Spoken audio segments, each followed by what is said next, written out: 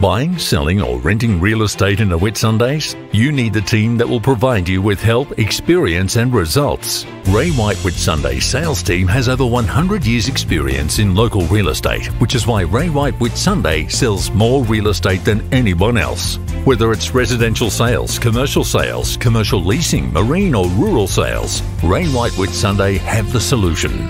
So contact Ray White Whitsunday today and get the results you deserve.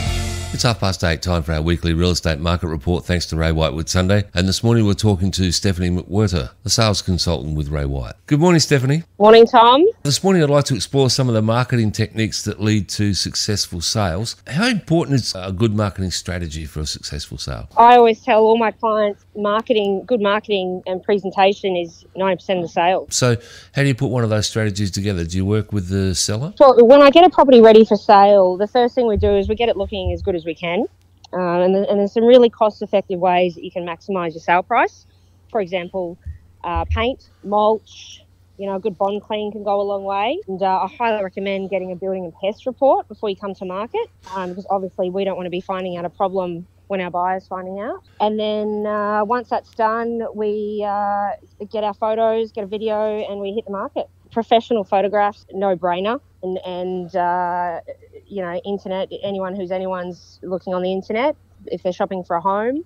And then there's some other things that we do, around social media, the classic letterbox drops and what have you, and it all plays part. You just never know where that buyer's going to come from. What's the importance of making the most of the first 30 days on the market? It's critical. So generally when I sell a home, that first few weeks is really the sweet spot. See, when you list a property for sale, there's a bunch of buyers out in the marketplace that are just waiting for the new property, the new shiny toy, essentially to hit the market.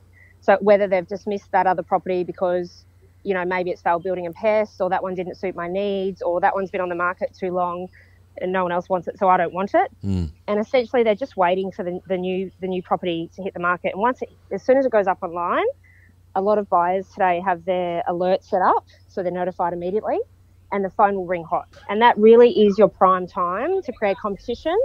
And we know in real estate that competition drives the price. Is that an important point for sellers to remember, that those initial offers are the most important ones that they're going to see? I could give you many examples, Tom, where the first offer was the best offer. But it's natural for a seller.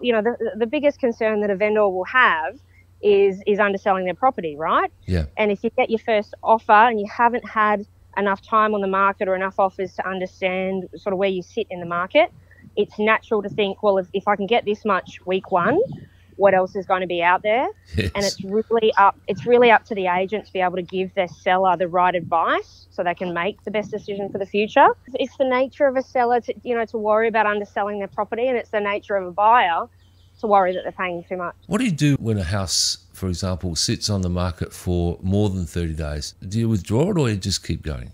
Good question. When you start to hit that 30-day zone, you'll notice that inquiry starts to drop off. You might not seeing as many people. You might see no people at your open home.